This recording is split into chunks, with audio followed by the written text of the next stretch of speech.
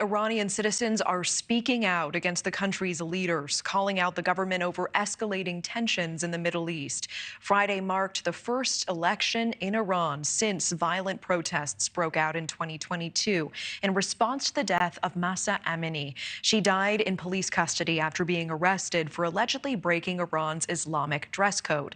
Now, Iranian authorities arrested thousands of protesters, and humanitarian groups claim more than 500 were killed in clashes with police. Just in the last 24 hours, an Emmy-winning Iranian musician was jailed for his song written in protest of Amini's death.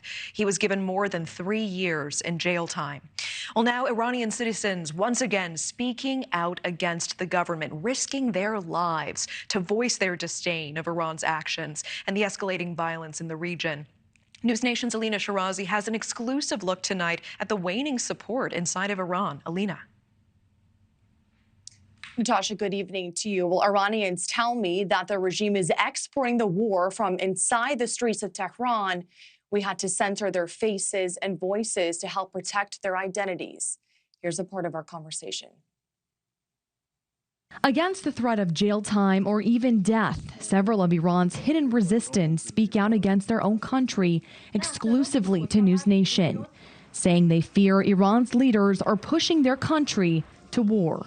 They say the Iranian government is taking their money and plundering their resources to produce weapons for groups fighting against the United States and Israel, calling the regime the head of the snake. The situation is like the whole country is being taken hostage by the government, right?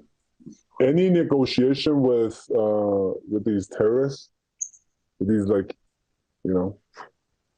it doesn't benefit the one that is taken hostage and being tortured. Since the massacres against Israel on October 7th, hostile actions by Iran's proxy militias have dramatically escalated. World leaders call Hezbollah, Hamas, and the Houthis the crown jewels of the Iranian proxy network. This is actually a proxy war between Iran and Israel. I think it's pretty clear.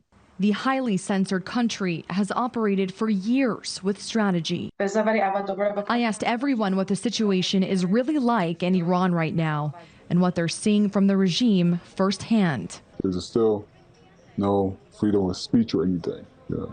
I would say Iranian regime is a regime dedicated to sort of diminish the truth, dedicated to sort of fight the truth. Iranians tell me the division of wealth in Iran is obvious. They add that their livelihoods hang in the balance. While some people can't survive poverty, they say their government has neglected them. I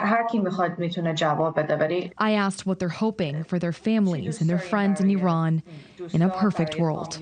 A normal life. That is all we want. You don't want to suffer and fight for the smallest daily things. It's not right. Iran is a complicated place, but we are unfortunately the reason for a lot of war in the Middle East.